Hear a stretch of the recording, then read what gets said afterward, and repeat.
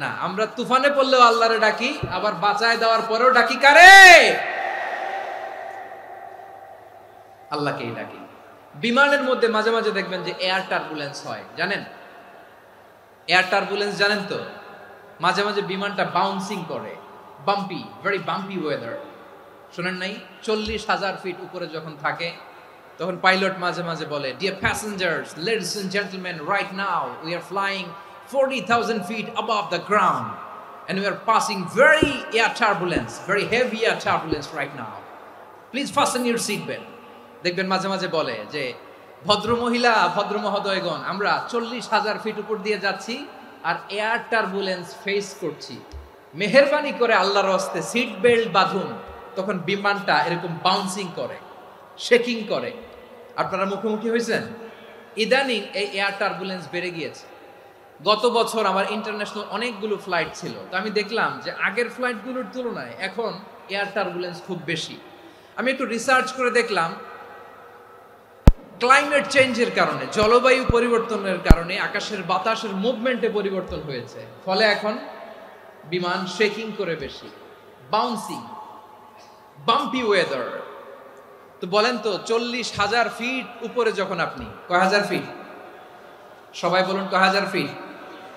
40,000 fit উপরে যখন আপনি, তখন যখন বিমানটা এরকম বাউন্সিং করে, সবাই যখন ভমিটিং করে বিমান নষ্ট করে দেয়, বমি করে, তখন বাঁচানোর কে আছে আল্লাহ ছাড়া? কেউ আছে? ওই মুহূর্তেও সবাই মিলে একজনের ডাকে আওয়াজ করে বলেন, তিনি কে?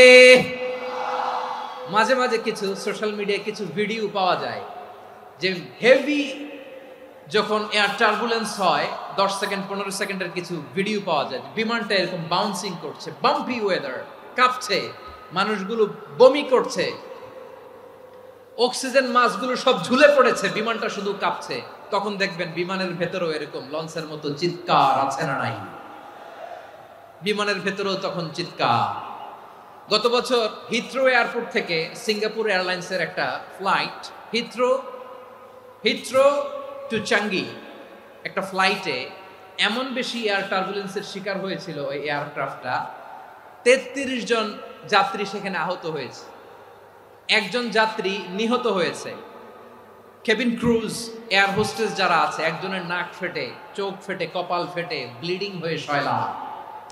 প্রিয় ভাইরা, 40,000 ফিট উপরে বিমানটা যখন কাঁপবে, তখন আমাদেরকে আল্লাহ ছাড়া আর কেউ বাঁচানোর আছে? এত আসতে বললে হবে?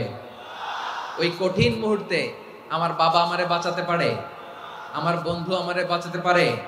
এই গ্রাউন্ডে, জমিনের বুকে আমার প্রোটোকল, আমার ক্ষমতা, আমার দাম্ভিকতা, কোনো কিছু আমারে বাঁচাতে পারে একজন ছাড়া। চিল্লায় বলতে হবে, তিনি কে?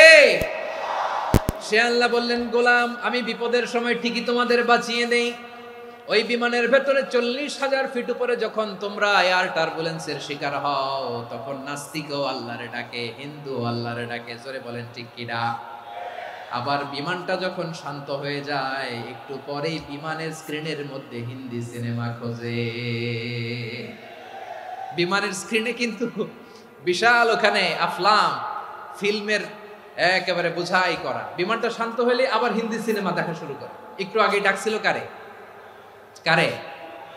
দেখবেন বাংলাদেশে আমাদের ক্রিকেটাররা যখন অন্য কোনো দেশের সাথে খেলে, অনেক সময় এমন হয়, বল বাকি একটা, রান দরকার 6টা।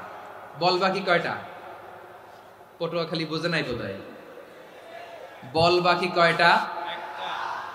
রান দরকার।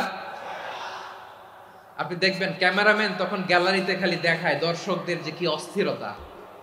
হিপ হপ স্টাইলের মেয়েটা, যে মেয়েটার ওড়না এতক্ষণ ছিল গলায়, এতক্ষণ কই ছিল, ওই মেয়েটা দেখবেন ওড়নাটা টেনে মাথায় দিয়ে এরকম মুনাজাত ধরতেছে, আল্লাহ আল্লাহ, একটা ছক্কা, আল্লাহ আল্লাহ, আমার লাল সবুজের পতাকারে তুমি অপমানিত কইরো না আল্লাহ, ইন্ডিয়ার সাথে আমাদের খেলা, আল্লাহ আল্লাহ, একটা ছক্কা, একটা। পুরো খেলা জুড়ে এই মেয়ের ওড়না ছিল গলায়, কিন্তু যখন এক বলে 6 রান দরকার, ওড়না চলে আসছে কোথায়? মাথায়। আবার মুনাজাত আছে না নাই? ঠিকই বাংলাদেশের দামাল ছেলে এমন এক শট মারলো, বল চলে গেল স্টেডিয়ামের বাইরে, ছক্কা, জিতে গেলাম আমরা। পুরো স্টেডিয়াম জুড়ে চিৎকার, হই হুল্লোড়, মৌজ মাস্তি। যেই মেয়েটা মাথার মধ্যে ওড়না দিয়ে এতক্ষণ সুবহানাল্লাহ সুবহানাল্লাহ বলে আল্লাহর কাছে দোয়া করেছে, ওই মেয়ে এখন আবার ওড়না ফেলে দিয়ে নাচা শুরু করে দিয়েছে। তাহলে আল্লাহর ভয়, আল্লাহর প্রতি আস্থা, বিশ্বাস, ভালোবাসা, এটা কি ক্ষণিকের জন্য? মানে আমার যখন লাগবে তখন আল্লাহর ইউজ করবো নাকি? হ্যাঁ, বিপদে আপদে, সুখের সময় দুঃখের সময়, সচ্ছল অসচ্ছল অবস্থায় বিশ্বাসীরা ভরসা রাখে একজনের উপর। চিৎকার করে বলে পটুয়াখালী, তিনি কে? সে আল্লাহ বললেন, গোলাম মনে করো না জাহাজ থেকে সদরঘাটে ভিড়িয়ে দিলাম, তুমি নিরাপদ হয়ে গেছো। মনে করো না